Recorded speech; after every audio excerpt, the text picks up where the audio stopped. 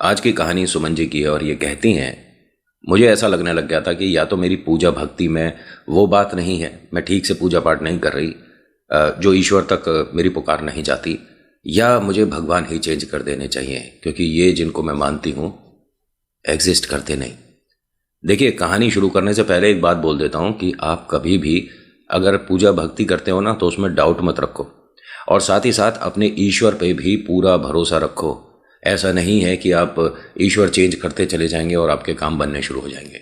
जब तक आपके मन में ये वाली दुविधा रहेगी ना, तब तक आपकी भक्ति स्वीकार नहीं होगी। लेकिन अगर बाई चांस एग्जाम्पल के तौर पे आपने बस मन से एक बार बोल दिया ओम नमः शिवाय, तो आपकी पूरी पूजा हो गई।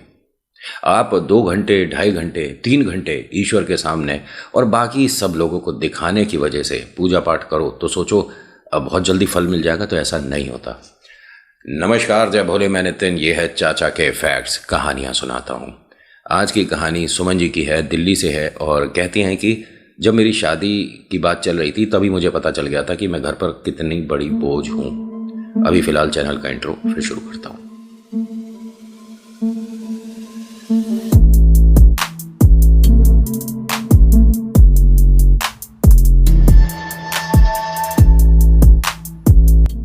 कहानी दिल्ली से है और जैसा जैसा इन्होंने जो जो लिखा वो कोशिश करूंगा कहानी में पिरोकर आपको समझा पाऊँ। महादेव पर भरोसा किया, विश्वास किया 2 महीने, फिर उसके बाद घर में अपने लिए कुछ चीज़ें ऐसी सुनी तो लगा कि जब मेरे लिए कुछ ठीक ही है नहीं है तो मैं भी पूजा पाठ करके क्या ही करूँगी। इनके माता पिता ने किसी को फ़ोन पर ये बोला था कि जी, उन्होंने ये बताया कि देखिए लड़का ठीक ठाक है, एक गवर्नमेंट जॉब पर है, लेकिन उसके एक पैर में थोड़ी सी दिक्कत है। अब देखिए, माता पिता या कोई भी अपने घर से अगर उनकी बिटिया दूसरे घर जा रही है, मतलब शादी होकर, तो मन में एक ये रहता है ना कि भाई प्रॉब्लम ना हो, सब कुछ ठीक हो, है ना। देखभाल ऐसे ही तो कहते हैं, लेकिन घर वाले क्या कहते हैं कि जी बस कैसे भी करके तुम शादी करवाओ, क्योंकि हमारा मतलब एक तो इसके नैन नक्श अच्छे ना है, ब्याह ही ना हो रहा है, और नौकरी करवा लो, पूरे दिन पढ़ाई करती रहेगी और नौकरी करवा लो। और ठीक है, पढ़े लिख कर अच्छे नंबर आ गए तो क्या करेगी इसका? पढ़ाई तो इसको 12वीं में ही छोड़ देनी चाहिए थी। बेकार की ट्यूशन कर करके पैसे जमा करके अपना कॉलेज वगैरह कर लिया, अब भी पता नहीं क्या वो PhD कुछ कर रही है,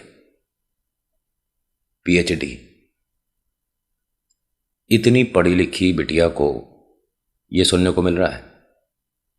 खैर, ये वहीं बस रसोई में खड़ी थी और पूरा ध्यान लगा रही थी सुनने का कि जो मेरे बारे में कहा जा रहा है अच्छे से सुना जाए, क्योंकि पता तो पड़े कि हम कितने लायक हैं।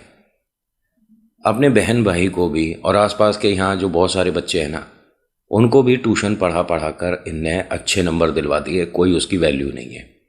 महादेव पर मैंने बताया कि कुछ समय इसने विश्वास भी किया था। बहुत लोगों ने बताया था, पंडित जी ने भी बताया था कि आप सिर्फ मंदिर जाकर जल चढ़ाकर वापस आ जाओ तो आपके काम बनने लग जाएंगे, लेकिन ये थोड़ा सा जल्दी में भी थी। और फिर इन्हें यकीन हो गया कि भोले बाबा कोई चमत्कार नहीं करते, सिर्फ मन से बनाई बातें होती हैं। इनके माता पिता बस किसी भी तरह से रिश्ता हाँ कराना चाहते थे। जो लड़का सरकारी नौकरी पर था वो आता है 2-1 दिन बाद इन्हें देखने।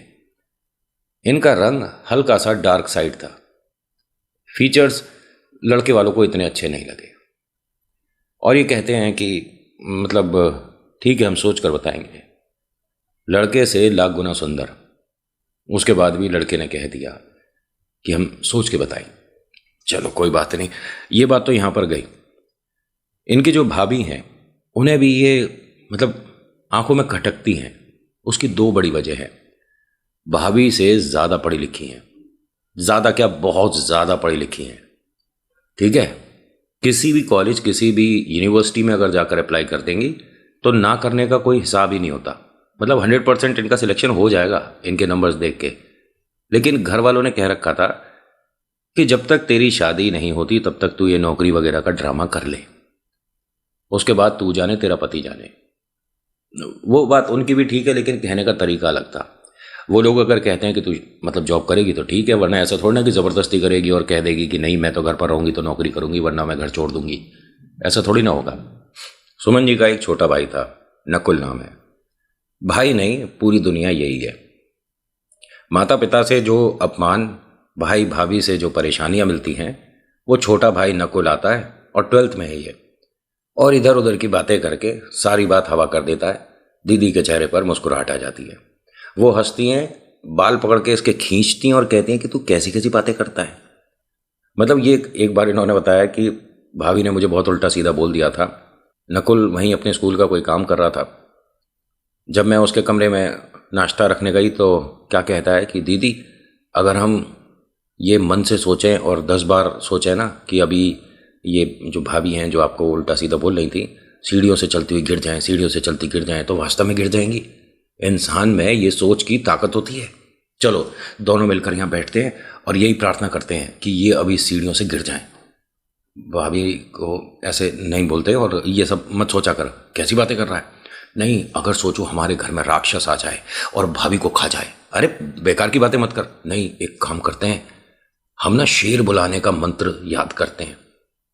दीदी हंसकर कहती है, शेर बुलाने का मंत्र? हम सिटी में रहते हैं, यहाँ शेर कहाँ से आएगा? अरे आप ना विश्वास करो, शेर को बुलाओ और बस एक शेर मंत्र होता है, मैं कहीं से पता करके आता हूँ। दीदी ने कहा कि तेरे एग्जाम है, बोर्ड के एग्जाम में ये लिखेगा कि शेर का मंत्र कौन सा होता है और भाभी कैसे सीढ़ियों से गिरेंगी? पढ़ाई पे ध्यान नहीं है? उसने कहा नहीं, एक और बात सोचो, अगर धरती पर एलियन आ जाए और भाभी को उठा के ले जाए। अरे तू बेकार की बातें करे जा रहा है, मतलब मत बोल। नकुल ने कहा कि बस इसी वजह से बोल रहा था ये सब, जो अब हंसे हो ना आप, इसी वजह से। और भाभी की बातों को आप सुनना बंद कर दो। और वो जो परसों आए थे ना भाई साहब, ठीक है, वो ये कहते हैं कि आप सुंदर नहीं हो। मैं तो उन्हें भी कह सकता हूं कि आप रेस में मेरे से आगे निकल जाओ, नहीं निकल सकते ना। कहने का मतलब आप समझ रही हो ना दीदी? अरे दूसरे को कहने से पहले अपने गिरेबान में आदमी को झांकना चाहिए। मेरी दीदी सबसे सुंदर है, कौन होता है कहने वाला सुंदर नहीं है? अभी दीदी हम बड़ी वाली स्कॉर्पियो, फॉर्चूनर या कोई महंगी गाड़ी रख देंगे ना तो सारी बदसूरती ढक जाएगी, सुंदर ही सुंदर दिखोगे। दीदी ने कहा तू बहुत बड़ी बड़ी बातें करने लग गया है, चुपचाप पढ़ाई नहीं होती है? दीदी चुपचाप कहाँ पढ़ाई होती है? चुपचाप तो सिर्फ एक दूसरे की बेइज्जती कर सकता है आदमी। तू कुछ ज़्यादा बोल रहा है, अब चुप हो जा। नहीं, मुझे आपके लिए ना दीदी बुरा लगता है कि मैं बड़ा भाई होता और कामयाब होता, कहीं जॉब कर रहा होता ना, तो हम दोनों भाई बहन ये वाला घर छोड़कर कहीं और रहते। आप अपना पीएचडी करती और मैं अपना कोई ना कोई बिजनेस करता। दीदी ने कहा सपने तो बहुत अच्छे हैं, लेकिन चुपचाप पढ़ाई कर, नाश्ता कर। एग्ज़ाम कब से है? हो जाएंगे एग्ज़ाम, अभी बहुत टाइम है। अभी तो दीदी नवंबर है। हाँ हाँ मुझे भी पता है, तेरे प्री बोर्ड में अगर अच्छे नंबर नहीं आए ना तो देखते रहा क्या हाल करती हूँ। हाँ मुझ पे गुस्सा मत हो। ये अभी तक आप माहौल समझोगे कि इसको इस घर में भाई के अलावा किसी का सहारा नहीं है। भाई साहब एक जगह से रिश्ते की बात होती है और लड़का मांगली होता है। मांगलिक आप जानते ही हैं कि थोड़ा सा कठोर अवस्था हो जाती है, प्रॉब्लम होती है थोड़ी सी। और जिसे लगता है कि नहीं ऐसा कुछ नहीं होता, मन से लोगों ने बना दिया है, तो ठीक है आप वीडियो यहीं पर रोक कर अपना बाकी काम कर लो। ज़रूरी जो काम है, मोबाइल पे गेम खेलना या कुछ और करना ज़रूरी, वो कर लो, क्योंकि कहानी इससे रिलेट करती हुई आगे चलेगी। मांगलिक आप सोचते हो कि कुछ नहीं होता तो वीडियो को डिसलाइक करो या कुछ और देख लो। और अगर मानते हो कि कुछ होता है, या एक बार सर्च कर लेना कि मांगलिक विवाह, मतलब एक हस्बैंड वाइफ में एक मंगली है और एक नहीं है, तो क्या हो सकता है। होता क्या है कि लड़का मंगली है लेकिन लड़की मंगली नहीं थी। होता क्या है कि इन्होंने पूजा पाठ के लिए हाँ कर लिया, पंडित जी ने देखा तो ठीक ठीक ही थी।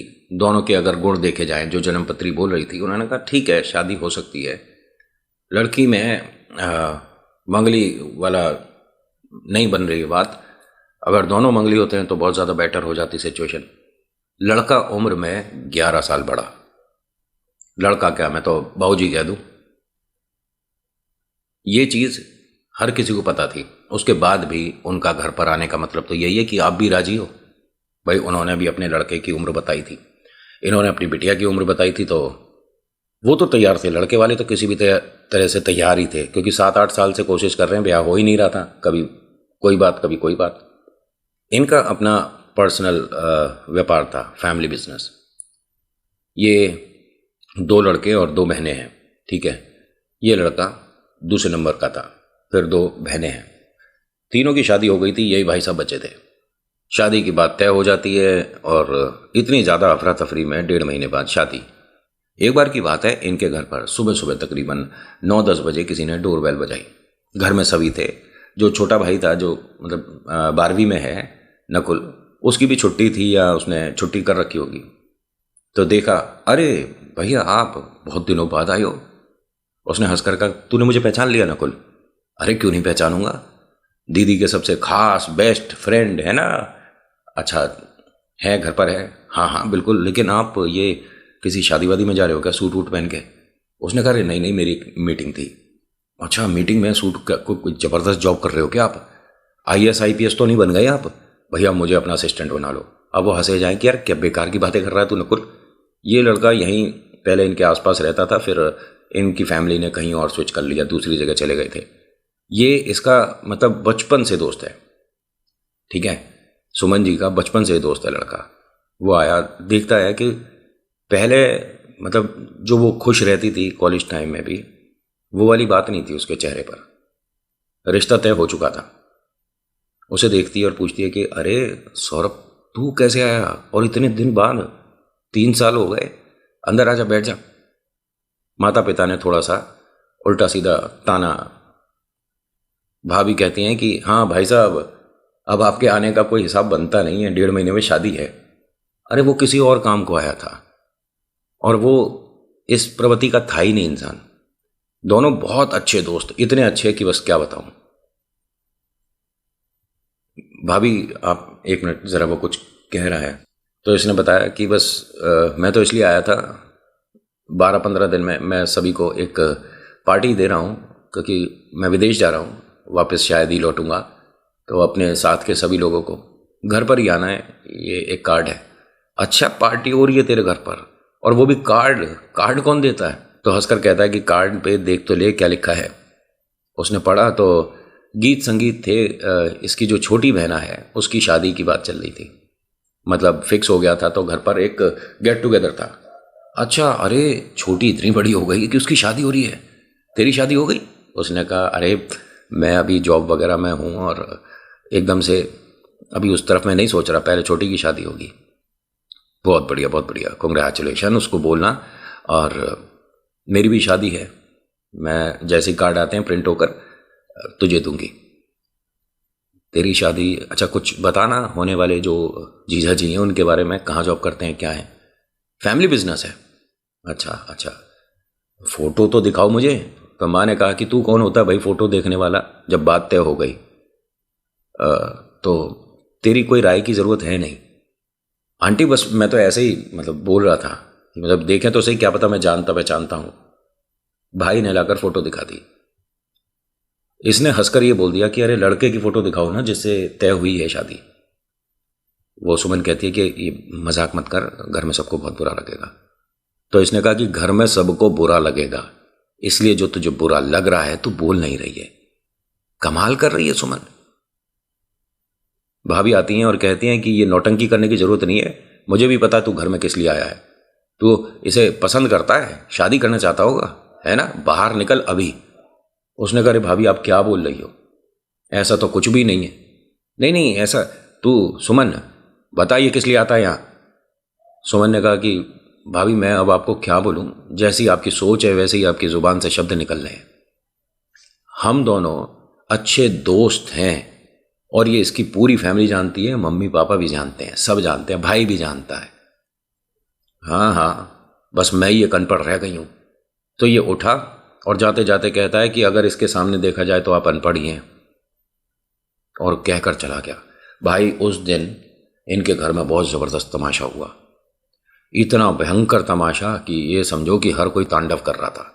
जो छोटा भाई है वो किसी तरह से बात को सॉल्व करने की कोशिश कर रहा है कि अरे नहीं कोई बात नहीं, आप दीदी से ये मत बोलो। मतलब इनकी सिचुएशन ऐसी आ गई थी कि कुछ कर बैठेंगी, समझ रहे हो? घर में कमरे में पंखा है ना, पंखे पे चुनरी लगाओ, गले में लगाओ, और उस सिचुएशन पे आ गई थी अगर छोटा भाई नहीं होता वहाँ। अब यहाँ भाभी ने ना बहुत सारी और बेइज्जती करी इनके दोस्त सौरभ की, और नकुल बार बार बोलता था कि आपको नहीं बोलना चाहिए ये सब। और भैया सिर्फ यहाँ पे अपने कार्ड ही तो देने आए थे, बात करने आए थे, इतने समय बाद आए हैं, आप ऐसा बोले जा रहे हो। उसने कहा सौरभ ने, नकुल कोई बात नहीं, बड़ों से ऐसे नहीं बोलते, बस मैं चलता हूँ। वो जब चल रहा था कहता है भोले बाबा की कृपा करें भाई, ऐसा बोला। तो नकुल एकदम क्या कहता है कि तुम भी भोले बाबा को मानते हो? मैं भी मानता हूँ, दीदी भी मानती हैं। उसने कहा मेरे को पता है, लेकिन अब नहीं मानती। पहले पूजा पाठ करती थी, अब नहीं करती। पहले मंदिर जाती थी, जल चढ़ाती थी, अब नहीं जाती। चलते चलते सौरभ ने कहा कि लेकिन तू ये सब क्यों नहीं कर रही है, क्या हुआ है? उसने कहा वो सब छोड़ना, चल टेक केयर। जब ये जाने वाला था, गेट पर आ गया था, नकुल ने कहा कि मुझे अपना नंबर दो, मैं भी नौकरी करके विदेश आऊँगा और मेरी कहीं नौकरी लगवाना, वहाँ अच्छे पैसे कमाएंगे ना दोनों भाई। तो हंसकर कहता है कि ठीक है, मैं नंबर देता हूँ। उसने नंबर दिया कि ये मेरे वहाँ का नंबर होगा, और मैं विदेश वैसे 3 महीने रह कर आया हूँ, और सारी चीज़ें सेटल होने के बाद ही जाऊँगा। शादी हो जाए, जब गुड़िया की मतलब छोटी बहन की शादी होने के बाद मम्मी पापा मैं हम सब चले जाएंगे। अच्छा अंकल आंटी भी जा रहे हैं यहाँ से, उन्हें वहाँ प्रॉब्लम नहीं होगी? अरे कोई प्रॉब्लम नहीं होती है, बस सोचने वाली बात है, वहाँ बहुत इंडियन होते हैं, मन लग जाएगा। ये अपना फ़ोन नंबर वहाँ का विदेश का देकर सौरभ चला गया।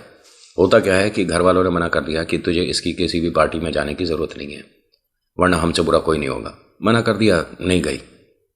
इसकी शादी का दिन आ गया, अच्छे से शादी होती है, शादी में जो जो चीज़ें ज़रूरी हैं वो सब होता ही है, ठीक है, अच्छे से शादी संपन्न हो जाती है। मतलब अपनी हैसियत से इन्होंने जितनी कर सकते थे कर दी, और लड़के वालों की ऐसी कोई डिमांड नहीं थी। बट ये देखिए, आप अपनी बेटी को तो देंगे ना, मतलब कूलर, एसी, फ्रिज, ये सब तो है, अपनी बेटी को दे रहे हो, 4 पहिया गाड़ी वगैरह सब अपनी बेटी को दे रहे हो, हम थोड़ी ना कुछ मांग रहे हैं। मतलब ये तो उस तरह की भीख है कि हम भीख नहीं मांग रहे, लेकिन आदत हमारी बेकारियों वाली है।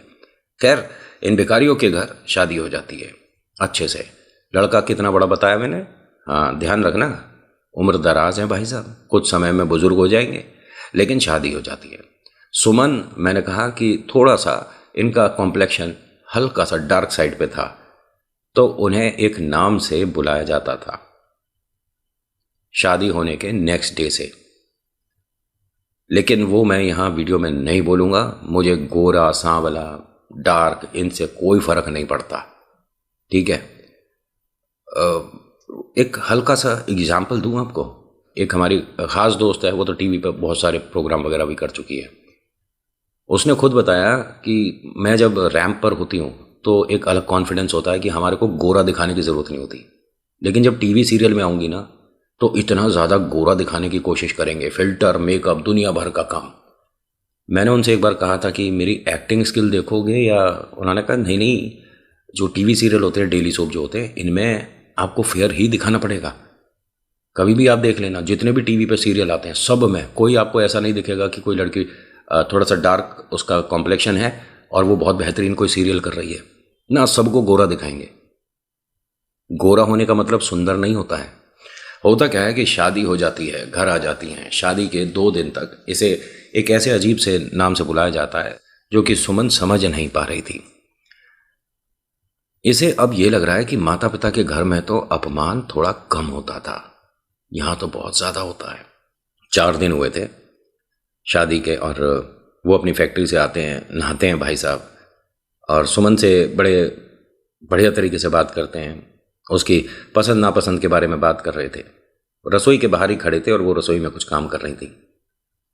कहते हैं कि वो आज कुछ फ्रेंड वगैरह भी आ रहे हैं कॉलेज वगैरह के, तो अच्छा सा कुछ बना लो।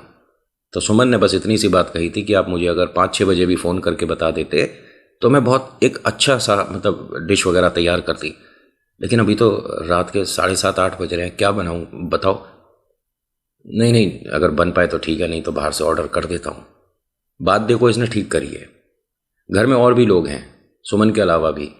क्या सुमन जब इस घर में आई है तभी से लोगों ने रोटी खानी शुरू करी है? उससे पहले खाना नहीं खाते थे? वो भी तो बना सकते थे, हेल्प कर सकते थे, लेकिन नहीं। अब नई नौकरानी आई है तो उसी को देखेंगे ना कैसा बनाती पकाती है।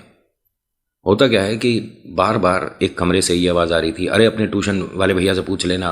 और वो जो बिटिया है इस घर की, वो भी 12th में है, और वो ये कहती है कि नहीं ट्यूशन की कल और परसों की छुट्टी थी, मैं क्या क्या ही पूछती, और कल मेरा एग्ज़ाम है, मुझे समझ ही नहीं आ रहा, मुझे समझ ही नहीं आ रहा।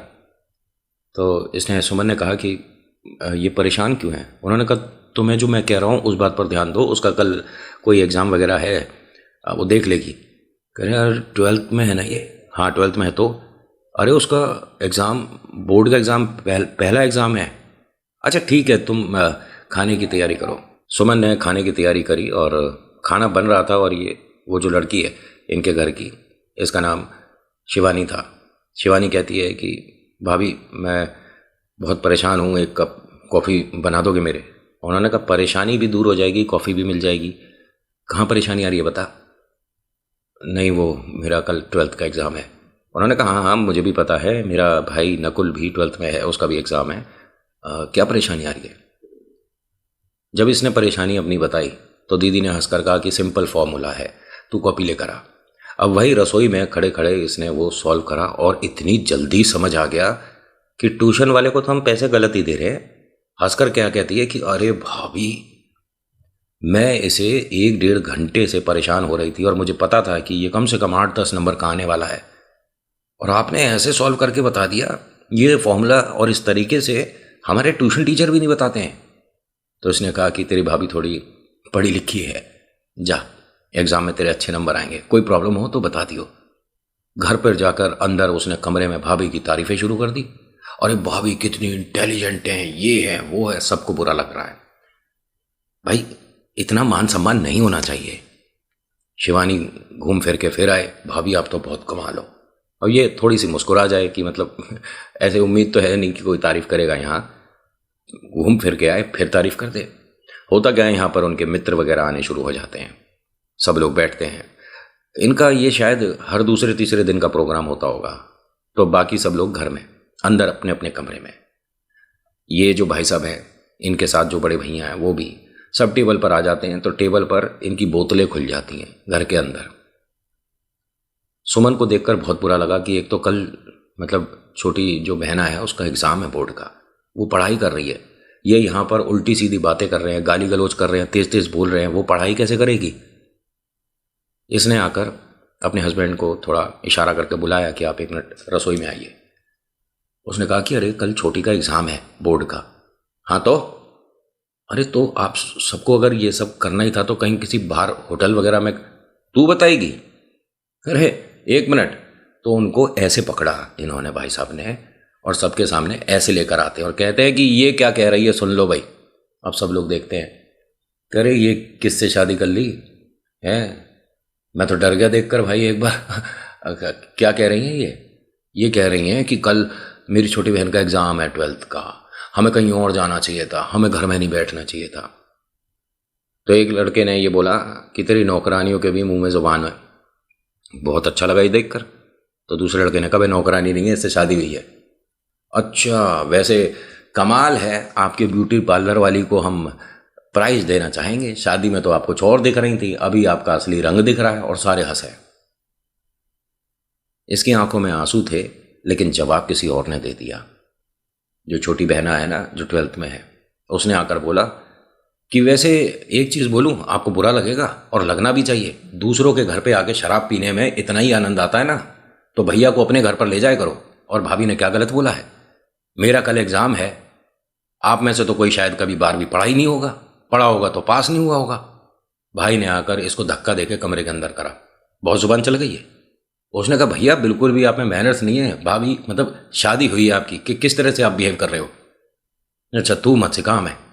एक क्या क्वेश्चन उसने सॉल्व करा दिया, अब जुबान चलाएगी हमसे। तो ये सुमन को तो बात पता चल गई, सिर्फ मैं नहीं, इस घर की हर महिला का मान सम्मान जूतियों पर है। शिवानी की आंखों में आंसू थे, लेकिन वो भाभी के पास आती है कि वो भी दुखी हैं। भाभी के पास आती है तो दोनों एक दूसरे के दुख को थोड़ा थोड़ा हल्का करती हैं। इनके बीच में अभी और बहुत सारी सिचुएशन खराब हो रही थी, ठीक है, लेकिन वो सारी चीज़ें मैं नहीं बता रहा, बहुत सारी कहानी लंबी हो जाएगी। 2 महीने तक ये चीज़ ये सब महसूस करती रही, हर दूसरे दिन। जिस दिन शादी हुई है उस दिन के बाद से आज तक, जिस दिन की बात बता रहा हूँ, इसे घर पर बात करने की अनुमति नहीं है। भाई एक बार आया था ये बताने के लिए एग्ज़ाम अच्छे हुए हैं, लेकिन उसे मिलने नहीं दिया। फिर उसने फ़ोन पर मैसेज करके बताया था कि दीदी मैं आया था, गेट से मुझे वापस कर दिया, लेकिन एग्ज़ाम बहुत अच्छे हुए हैं, आप प्राउड फील करोगे। इसको बस अब धीरे धीरे ये लग रहा था कि सब कुछ ख़त्म करूं और इन लोगों को ज़्यादा परेशान ना करूं अपना चेहरा दिखा दिखा कर। इनके शरीर पर कोई ऐसे निशान नहीं थे, लेकिन जादुई निशान बनने लग गए थे हाथ पर। समझ रहे हो ना? ये वाले निशान इनके शरीर पर बनने लग गए थे। रसोई में ठीक से खड़े नहीं हो पाती थी, जमीन पर बैठ जाती थी जब तक सब्जी तैयार हो रही है, बन रही है, आटा मारना है, लोई बनानी है, सब जमीन पर बैठकर करती थी, खड़े नहीं हो पा रही थी। शिवानी रोज देखती थी, रोज परेशान होती थी और रोज ये कहती थी कि भाभी आप क्या सोचकर यहां पर आ गए, क्यों आपने हाँ कर दी? कहीं से कहीं तक भाभी आप भैया के मतलब मैच में नहीं हो। वो तो हंसकर बोलती थी कि वो तो बुजुर्ग लगते हैं आपके सामने, उसके बाद भी पता नहीं आपने हाँ क्यों कर दी, मुझे आपके लिए बहुत अफसोस रहेगा। उसने कहा कि मेरा जीवन ज़्यादा है नहीं, अफसोस ज़्यादा करने की ज़रूरत नहीं है। ये रोज़ भोले से प्रार्थना कर रही थी कि जीवन ख़त्म करो, और ये शिवानी ने एक बार सुन लिया। अगले दिन भाभी का हाथ पकड़ के ज़बरदस्ती यहाँ के शिव मंदिर में लेकर जाती है। पंडित जी के सामने जाकर कहती है कि मेरी भाभी को आप पहले ठीक कर दो। पंडित जी ने कहा कि बेटा क्या हुआ, ऐसा क्यों बोल रही है? पंडित जी सब कुछ ठीक है, ये बस मुझे ले आई। पंडित जी ने कहा कि बेटा जो भी बात है ज़रा खुल के बता। इन्होंने सारी बातें बताई। सुमन जी की ये हालत देखकर पंडित जी को बहुत एक तरह से अफसोस हुआ कि आपका विश्वास महादेव से इसलिए हट गया कि वो चमत्कार नहीं करते। भोले बाबा का एक मंत्र है, कुछ लाइन लिख कर दे रहा हूं यहां, 21 दिन 21 बार करके देख लेना। लोगों के सामने आपकी जो छवि है वो बदल जाएगी। और ऐसा इसके साथ हुआ। धीरे धीरे धीरे धीरे ये उस मंत्र को रोज बोलने लग गई। पंडित जी ने कहा था कि आपको 21 दिन बोलना, उसके बाद आकर बता देना मुझे कि स्थिति कैसी है। इसे हो गया 1.5 महीना। 1.5 महीने में इसके अंदर इतना कॉन्फिडेंस तो आ गया था कि वो अगर हस्बैंड लोग दोस्तों के साथ बैठे हैं, बर्फ़ मंगा रहे हैं, तो ये मना करना सीख चुकी थी। वो जो इसके शरीर पर निशान बन रहे थे वो अब नए नहीं बन रहे थे, क्योंकि ये थोड़ा डिफेंसिव हो रही थी। धीरे धीरे कॉन्फिडेंस बढ़ता जा रहा था। महादेव क्लियर होते जा रहे थे कि ऐसा नहीं होता कि आप विश्वास करो और चमत्कार ना हो। 8 महीने तक यहाँ पर ये परेशान होती चली गई। जो भाई है उसने विदेश अपने उस भैया को फ़ोन कर दिया, सौरभ याद है ना? सौरभ ने नेक्स्ट डे का फ्लाइट पकड़ा और इनके घर पहुंच गया, और उसके साथ एक वकील साहब और एक इंस्पेक्टर साहब थे। एक यहाँ पर लेडी डॉक्टर भी थी। चेहरे से ही पता चल गया और उसने साफ साफ बता दिया कि मेरे साथ यहाँ क्या होता है, क्योंकि इनके दोस्त ने बोल दिया कि देख अगर तू चुप रहेगी तो बस यही सहती रहेगी और बाद में किसी दिन हम आएंगे और सुनने को मिलेगा कि तू अब इस दुनिया में नहीं रही, बाकी अब तेरी मर्जी है, क्या करना है तुझे। ये रोकर कहती है कि बस मुझे तो मंदिर में किसी में फेंका हो, मैं वहाँ जीवित रह लूँगी। इसकी ये हालत देखकर सबको बड़ी परेशानी हो रही थी जो लोग आए थे। ये 5 मिनट भी यहाँ पर नहीं रुकी, यहाँ से सीधा अपने घर आती है। इंस्पेक्टर साहब और वकील साहब को देख करना अच्छे अच्छे, जो हम जानते नहीं कौन हो, सीधे हो जाया करते हैं। यहाँ घर वाले सब हाथ जोड़कर कहते हैं इंस्पेक्टर साहब से और वकील साहब से, देखिए हमारी क्या गलती, हमें तो ब्याह करना था, लड़का अच्छा खाता कमाता था, अब कौन बाद में कैसा निकल जाए क्या कहे।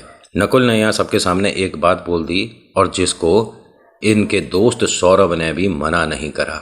नकुल ने कहा कि सौरभ भैया, मेरी दीदी को आपसे अच्छा कभी दोस्त नहीं मिला, क्या आप दीदी से शादी करोगे? अब दोनों एक दूसरे को देख रहे हैं कि क्या बोल रहा तू। नहीं, बस मेरे जो दिमाग में आई, और देखो प्लीज़ मेरी दीदी की हालत बहुत ज़्यादा ख़राब है, अगर आप।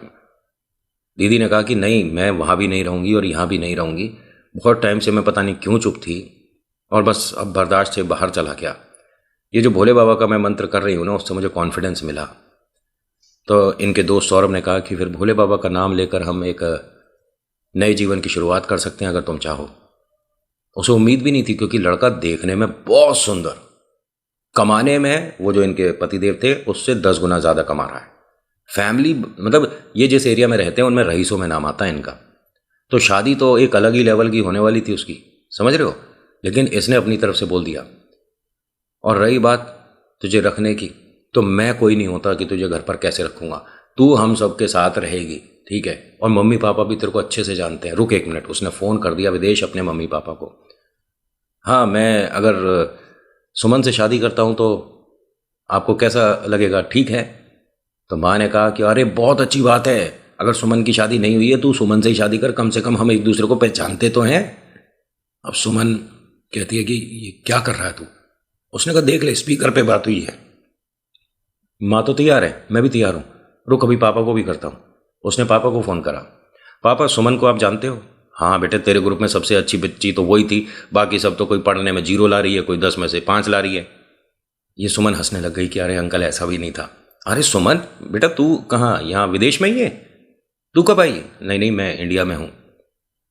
अरे सौरभ, तू इंडिया है? हाँ पापा, मैंने आपको बताया था ना कि शायद मेरे को जाना पड़ेगा।